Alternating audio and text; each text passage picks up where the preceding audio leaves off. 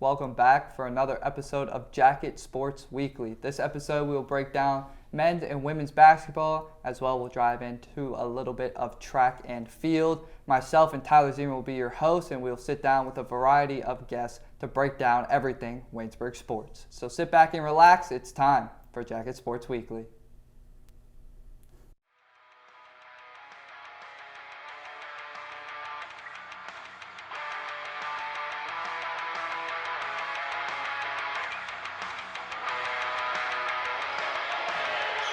Now swinging back to Wilt. Wilt inside. Hop step, kick out to Scheidt. Scheidt, corner, Knotts, three ball. Got it! We're all tied up! 64-64. 1:12 left to play.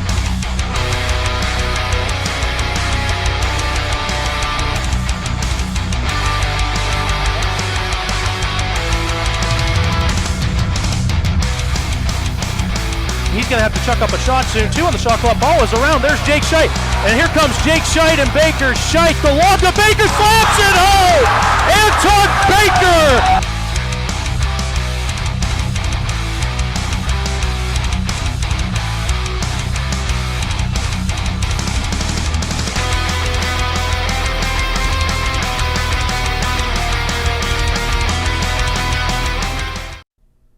Welcome back into Jacket Sports Weekly. Well, now myself and Tyler Zeman will break down the latest in Waynesburg sports, beginning with the men's basketball team taking a loss on the road to the Geneva Golden Tornadoes, the birthplace of college basketball. Tyler, break down this game a little bit for us. Yeah, so on the men, on both sides of things, it wasn't a great result for either team, but we'll start with the men's. They lost 77-62. The Tipton brothers went off, as I think everybody pretty much expected. They've just been dominating the PAC this year, and they continue with that. But for Waynesburg, it was the Anton Baker show once more. He had a career-high 24 points, and he also collected 8 rebounds and 3 steals on top of that. So he has definitely been the main catalyst for keeping this basketball team competitive in games. But some interesting things that I saw that just looking at the box score, Coach Rusino went back to only playing 6 guys on the bench, which I think is something noticeable and should be talked about after that Westminster game where he almost played the entire bench. Granted, it was a blowout towards the end, but he used a lot more guys while Waynesburg was still in that game. So we'll see if he keeps a smaller bench moving forward at the end of the season, or if he continues to open things up and let other players play. Waynesburg still on the outside looking in terms of the PAC tournament.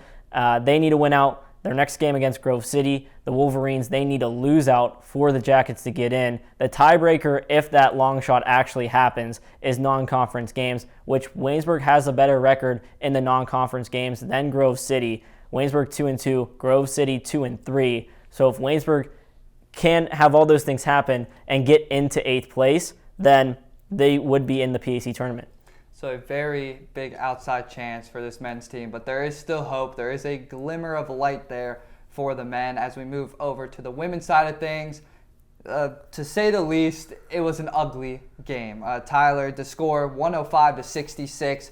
Just talk about what went wrong, if anything really went wrong for the ladies. Well, I mean, obviously Ethan will talk about it here, but Geneva just took care of things. I mean, they're a good basketball team. They did what they needed to do against a Waynesburg team that is last in the PAC.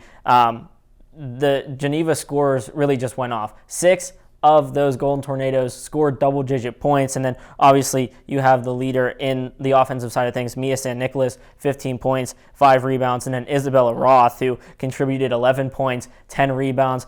Geneva controlled the glass. They did what they needed to do, as I said, and Waynesburg just had really no response, and as a result, we saw the Golden Tornadoes put up a massive 105 points, which typically in PAC play, games are a lot closer than that. I mean, granted, you'll get your blowout games, but normally we don't see a lot of teams put up 105 points. For them to do that, this team, they're starting to find some rhythm then offensively, and it tells me that there might be a team to watch come tournament time. Absolutely. Michael Grinder did not let up in this game for the Golden Tornadoes. He just laid it down on the Yellow Jackets. But moving away from the basketball court, let's head to the track with the indoor track and field teams competing this past weekend. Obviously, got to mention Katherine Henderson, setting another record, beating her own record at this meet at Denison University. She had a record of 1.6 meters on the high jump. Tyler, just talk about how she's done this season and what the team overall did at this meet. Yeah, I mean, Henderson has been tremendous, and then on top of what she was able to do in the high jump, she also qualified for the finals in the 60-meter hurdles, which is obviously very good. And then she wound up placing 5th in the finals with a 9.75 second time in that. So she was great there. And then she also placed 12th in the shot put. So again, she's just been doing amazing things there. But overall, it wasn't the best as a team. The women finished 6th out of 8, and then the men finished 7 out of 7 in the competition. But there was a lot of good individual performances. On the men's side of things, you have junior Isaiah Matthew, who qualified for the final in the 60-meter dash. And then you have Andrew Casper, who took 6th in the mile, and Andrew Kemmerer, who grabbed 8th place in the triple jump, which was also very good. And then continuing on the women's side of things, the 4x4 team also did very well with Maggie Staines, Cami Frame, Sam Kelly, and Ella Booth, who were able to finish 7th in that. So again, great performances individually. It was a little bit of a tougher competition-wise, faced a lot of higher Division II schools. So obviously, Waynesburg being a Division III school, you're going to see better athletes. But to see some of these individuals still be able to compete at the level that they've been able to is very impressive. And the women and men's teams will go up against at Ohio Wesleyan University this Friday coming up. Moving over to the wrestling mats, we had a meet this past weekend, the John Suma Invitational. Waynesburg finished 8th out of 10 teams. Obviously, notable names, Harley Constable, Colby Morris. Talk a little bit about those two guys, Tyler. Yeah, well, shockingly, Colby Morris, who's ranked 7th in Division III in his weight class, took his first loss of the season to Chase Morgan, who's a senior at West Liberty. And, I mean, Morgan is no slouch either. 59th in Division II. He dropped down a weight class for this. So, I mean, that's a very good competition for Morris to go up against. Unfortunately, he couldn't get it done, and he ended up finishing 2nd in the 174 category. But on top of that, you have Harley Constable, who went 3-2. He placed 4th in the 133 range. And then Aiden Bischoff, who also won a match at 184. He unfortunately did not place, but a very good outing for these three to be able to go out there. We talked about the track and field team competing at a higher level against higher level of opponents. The wrestling team, they also went out, performed against a lot better talent, and they were able to grab a few wins as well, which is pretty good because as a team, now they're not going to be great in the PAC tournament coming up, but there are these three guys that you definitely want to watch out for in the tournament. They definitely could make a splash in their weight range. And then obviously Colby Morris, who has put himself in a great position to possibly go on at nationals later in the month. So again, these performances, they weren't great. They were able to grab a few wins individually, but this is something that they definitely can build off of. Absolutely. As you mentioned, the PAC championships are coming up this next Saturday. The team finished 0-13 in its regular season, but hopefully a couple of these guys are able to grab some of their own titles here at the PAC championships. And to round things out, esports, the team just recently added Valorant, so that will be a new game that the team will be participating in this season as well. Rocket League struggling a little bit as they have moved up in divisions, and as well League of Legends will begin their regular season this upcoming week. That is all for our opening segment here on Jacket Sports Weekly. When we come back, we'll sit down with Spencer Frattare to talk about the men's basketball team. You're watching WCTV, where we aim to bring you the best local coverage of what you care about most. Everything from local businesses to hometown sports and the latest weather. We're keeping up to date with what you need to know about issues that affect our campus and our community.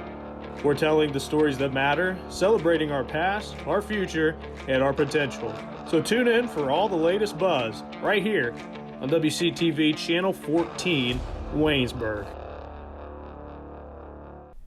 Welcome back into Jacket Sports Weekly. Myself and Tyler Zeman will sit down with Spencer Frattare now to talk about the men's basketball team. This past Saturday, the team lost to Geneva, double-digit loss. And Spencer, we're first question going to talk about Geneva. Lyle Tipton, his brother, as well as the Raychick brothers. Talk a little bit about them and how they just dominated Waynesburg. Well, yeah, Logan, you really don't see many schools have two brother duos, but I mean, the one duo that stands out is the Tipton brothers. I mean, you hear their name. When you think of Geneva basketball, in terms of basketball, you think of the Tipton brothers, and I mean, Lyle and Trevor got it done against Waynesburg. Lyle had 19, 3 of 6 from deep. Trevor only had 5, but Trevor Tipton is more the defensive of the two brothers. And I mean, Lyle's got great defense too, but between the two, it's kind of funny. You have the offensive brother in Lyle, and Trevor, you have the defensive brother. So it's just a brother duo that gels real well, and you really don't see it often in collegiate basketball. Yeah, so while the Tiptons lit up the score sheet for Geneva, Anton Baker, who kept Waynesburg close in this one, had a career high in points, 24, and then 8 rebounds, 3 steals as well. Just how big has he been for this Jackets team down these last couple of games? Guys, I've been harping on how good Anton Baker is for almost 3 years now, and I'll continue to say it until he gets his respect and I get my respect for, looking into the future and calling this. 24 points, 8 rebounds, 3 steals. He is the second best player on his team. I'll give Matt Popek better just because he's that 1,000-point scorer. He can do most things, but Jansen Knotts is very good. Do not get me wrong, but I just think Anton Baker is ahead of him. Jansen Knotts can shoot better, but I think Baker, he's the better rebounder. The inside scoring-wise, I think Anton's got the edge, and he has proved that with Matt Popek out, averaging numbers like 20 points. He's averaging a double-double. He's averaging 19 and 10. He's doing it all with Matt Popek out, guys. And so you talked about, obviously, Matt Popek being out, but the other thing you have to look at for this team is the amount of injuries they've endured over this season. Popek being hurt, Jake Scheit now out, Jansen Knotts was out just a couple games ago, and then a healthy scratch with Trayvon Ridley. Just talk about the adversity that this team has had to go through. Obviously, the results are not what you want, but talk about how the younger guys or the juniors have stepped up in their roles. Well, yeah, like you mentioned, the juniors. I mean, Anton Baker and Jansen Knotts have played great minutes, especially in the second half of the season with Popek going down. And they have been huge in this second half run. They haven't won a lot of the games, but most of the games have been close, and they have kept close because of those two guys. It sucks because it's a real disappointing season. I think we all here expected a lot from this team. You have Matt Popek coming in for another year. Anton Baker had his coming out year. Jansen Knotts last year, that was his coming out year. You have Bryson Will. You have all these juniors and sophomores. Jake Scheit had his coming out year. Now he's injured. It was just supposed to be one of those seasons where I think we all thought they were going to do real well, and then you have all these injuries. Poe goes down again. Now Scheit, Knotts was out for 2 or 3 games. Baker sat 2 or 3 games. It stinks because this was supposed to be a real well-rounded team, and with Fusina, the head coach, the defense was stellar. Yeah, and while the season's not quite over yet, there is a long shot at this team making the playoffs, and they have to win this Wednesday at Grove City, who sits in that last coveted playoff spot. The stretch for Grove City, Waynesburg, Allegheny, Teal, W&J. Grove City needs to lose all those games, and then Waynesburg, they need to beat Grove City, beat W&J, Franciscan, and Allegheny to get in. Can you see a way for this team to actually make it in come the end of the season? I would love to sit here and explain to you my thoughts and give you the numbers and tell you why I think they will, but I think there's absolutely no chance. And again, it sucks, but I do think Grove City, there's a chance Grove City loses out. Waynesburg is their one easy one, but Dub J, Allegheny, Teal, those are top 5 teams in the conference. It's the Waynesburg side of things. You go into Grove City, then you're home with Dub J. Dub J is always good. Then you play Franciscan. Franciscan has been very good this year. And then you go to the top team in the conference, Allegheny, which, by the way, when they came into Waynesburg, they shot lights out. So it's, like you mentioned, it's a long shot, and I just don't see any chance Waynesburg makes it into the playoffs. So with you predicting no chance this year, obviously we're both kind of in the middle of men's and women's basketball in a rebuild. What can Tim Fusina do in the offseason to potentially revive this team? Obviously, the freshman class and the youth is still there. Popek and Felberg going to be out the door after the season, but you still have Wilt, Knotts, Baker. You have John Tastinger still. What can we expect as far as a up-and-coming class for Tim Fusina? Well, I think it all depends really on how well Fusina did, and we saw it over the winter break with the addition of Trayvon Ridley. He fought real hard to get this kid from Cali who none of us even heard about until we got back and he started playing. We were all like, wow, who is this? Blah, blah, blah, that stuff. And he's a real defensive kid. So if Fusina can go out over the offseason and get some of these tough, gritty freshmen from, not just Pennsylvania, Ohio, from places like Florida, Texas, all over the place. It's going to be on Fusina, but it's also going to be on these younger guys. It's going to be on these sophomore. It's going to be a huge year for Bryson Will, Anton, Jansen Knotts, and Jake Scheit. Them 4 should have a huge year. Next year, we should have one of the best starting 5s in the PAC. I think Knotts is going to be great next year. I think Scheidt's going to be great next year. Wilt has always been great. Tones had his outcoming party this year. I think next year, with no injuries being involved, Waynesburg's a top 5 team, maybe top 3 in the PAC. And you mentioned Ridley, who has come in. We haven't seen a lot of him so far, but he did get his first start last time out at Geneva. How do you kind of see him potentially fitting into this team next year if he does end up staying? Well, what we've seen so far of Trayvon Ridley, he is your Pat Bev type of guy. He's the guy that you hate to play against, but the guy that you love to have on your team. He really has not done much offensive work, but on the defensive side, he is a dog. He's got that dog inside him. He's jumping for every ball. He's diving for every ball. On the defensive side, he's always guarding the best player. I just don't think, if you're trying to win, you need guys like Trayvon Ridley. You need guys like Bryson Wilt. Bryson Wilt really doesn't do much of the offensive work. He's more of a passer and defensive guy. But if Fusina can continue to bring in guys like Trayvon Ridley, they're going to look real dangerous next year. So just one final question, kind of round things out. Obviously, in addition to Trayvon Ridley, you could see potentially him running that big man position down in the paint, with Ridley being a big man and Baker both being that 6'4", 6'5" height range. Do you think Fusina potentially can look for a guy even taller than that to man the paint? We saw with Najon Kirkman how successful this team was last season. What do you think will be the focal point of the incoming freshman class? I think, and I love Anton, but sometimes, you just need a true center. He's not a true center. He's got the athletic build to get boards, and he's great in the paint, but he is no Najon Kirkman, and I think we can all admit to that. Najon Kirkman now playing pro ball overseas. Kirkman was down low always. He never left the paint. Tone doesn't really leave the paint much either, but you have Kirkman who's always down low. He was always grabbing boards. He got 10 or 12 boards a game.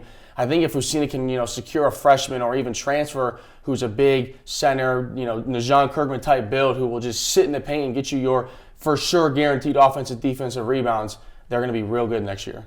Well, thank you very much for joining us, Spencer. As that's going to conclude our men's segment here of basketball on Jacket Sports Weekly. When we come back, we will sit down with Ethan Spozarski to talk about the women's team.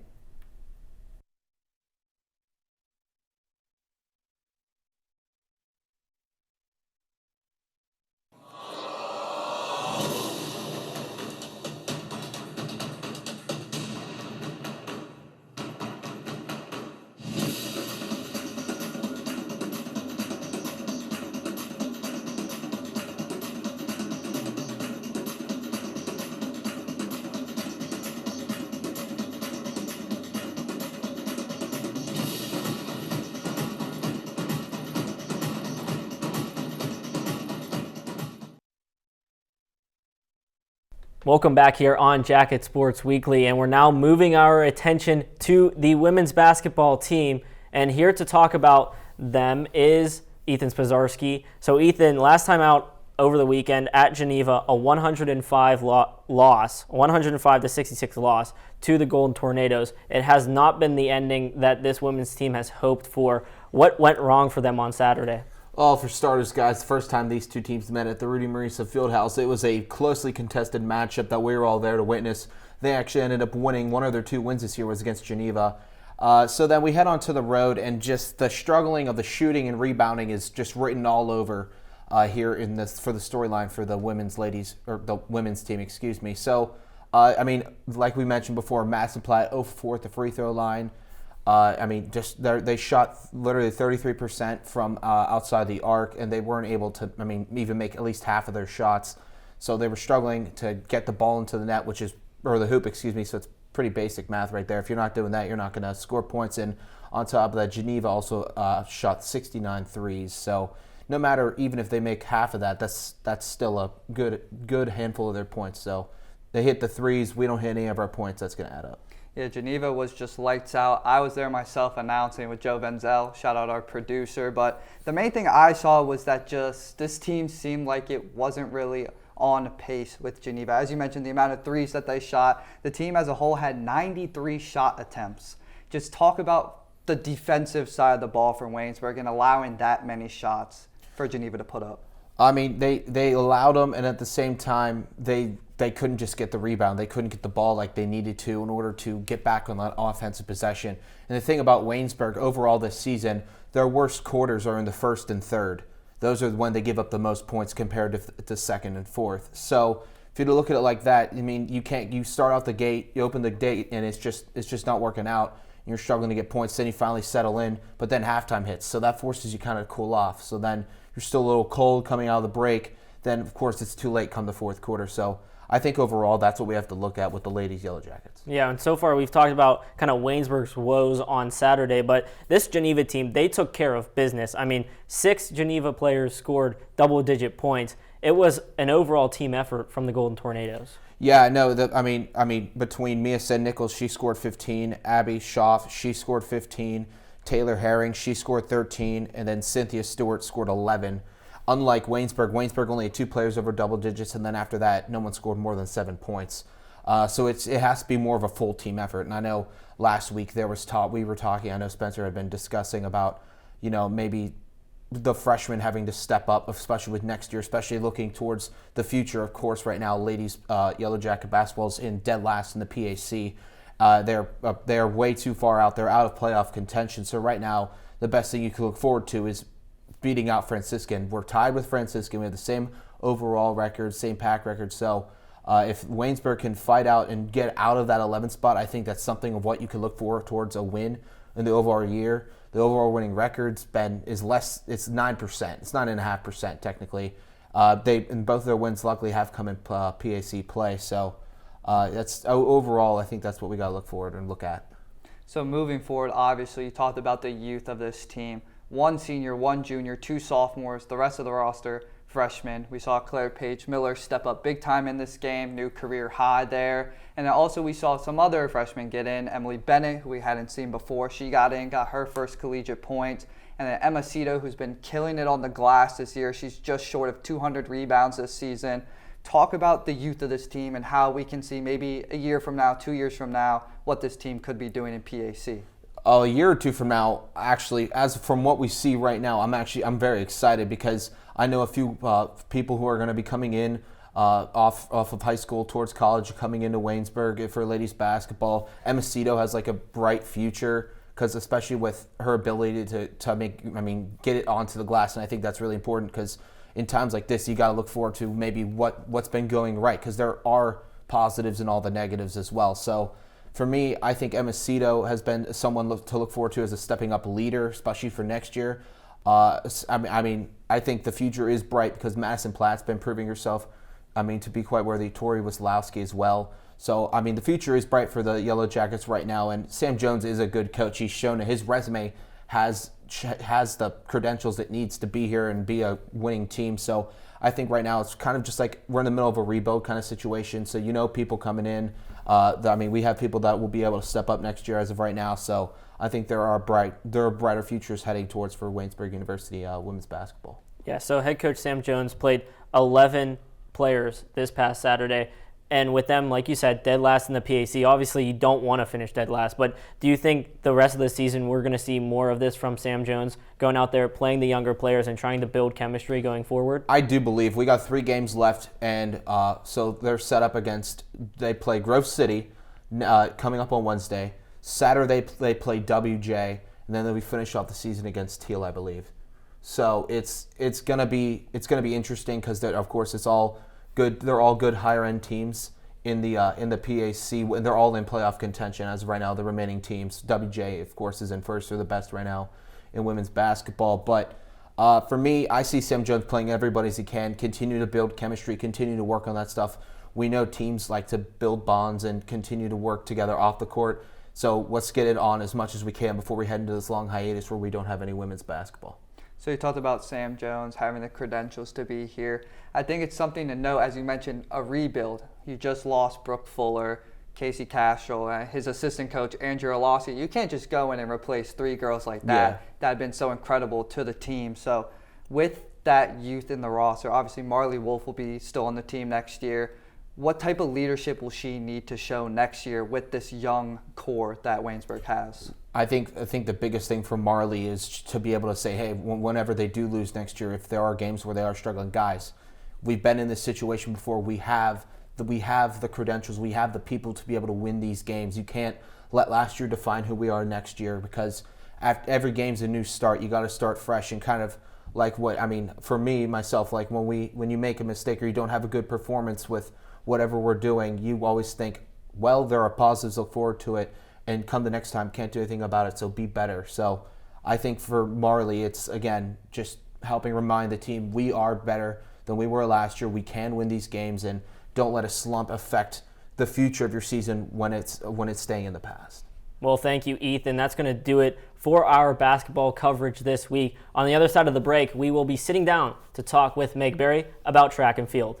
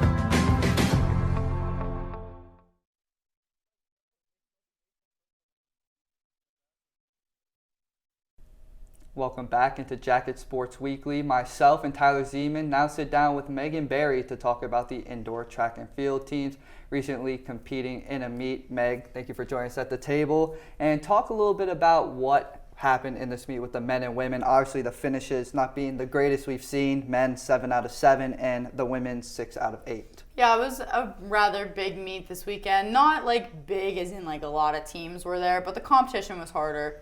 So obviously when we competed at Muskingum, we had a very good outcome both on the men's and women's side, just because the competition was relatively equal or lower D2 and stuff like that. But this week we had a couple D1 schools, including RMU, and then the higher D3 competition that we don't really see until we make it towards nationals. And a lot of the team doesn't really go that far into nationals or that far into the season. So it was a little bit of different environment, a different, I guess, atmosphere as to who we were competing against and things of that nature. Yeah, so Meg, Catherine Henderson has been on fire. Last time out, she broke plenty of records here at the school, and now this past time at the Bob Shannon Invitational, she again broke more records. She's just been on fire. Yeah, she definitely is. I said this last week, and I'll say it again. Her dedication is without being talked about. She's dedicated to the sport. You can tell how much she loves it, how much she cares about it. So like you said, she has broken another school record. It was already her school record from YSU last weekend, but she beat the high jump school record again. And on top of that, she got first place in high jump as well against those D1 schools that I talked about, like RMU. So she has just shown that she's capable of having a good season. And like you said, she's on a roll. She's on fire. So moving a little bit away from Catherine Henderson, we all know how great she is, how good of an athlete she's been this season. About the men's team, obviously the finish, not what you want, finishing 7 out of 7, but talk a little bit about some of the highlights from the meet for the guys' side of things. So for the guys' side of things, Isaiah Matthews, he finished 7th overall in the 60-meter dash, which isn't the best for him. His PR is a 6.99, and he ran a 7.2. So kind of 2 seconds slower than what he usually is, but then again, he was coming back from sickness. We've had that pattern for a lot of people on the team, coming back from injuries and sickness and things of that nature. But besides Isaiah Matthews, we had Andrew Casper placing 4th in the 5K and 6th in the mile, Andrew Kemmer 8th in triple jump, and Garrett Hillard 6th in weight toss and 10th in shot put. So like I said, on the men's side, there's a lot of injuries and just illness going on right now, and that's just honestly, it's hard to come back from, especially in the short week that we have. Yeah, and Meg, you guys as a team still have one more meet left before the PAC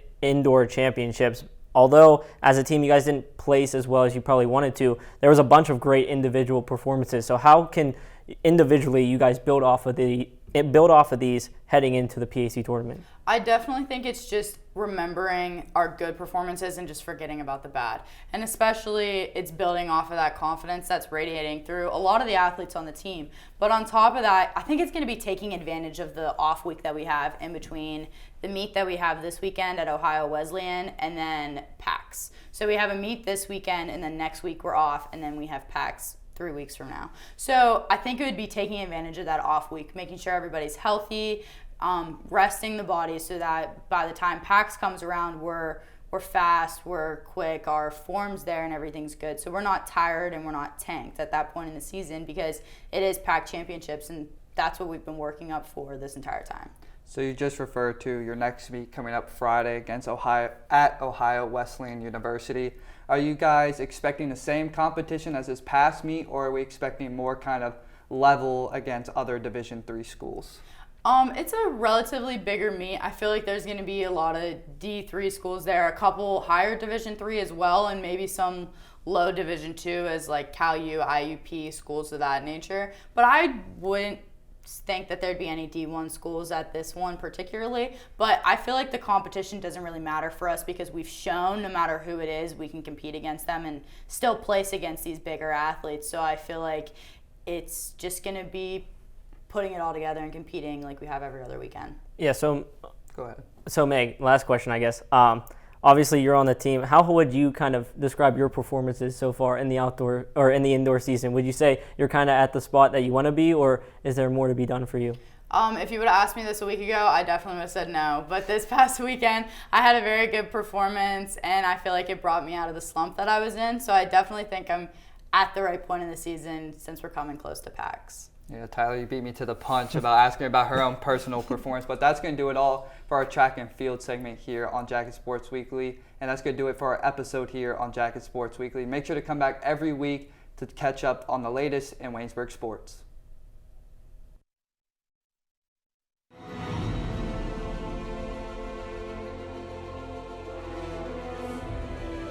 This has been a production of Waynesburg Community Television.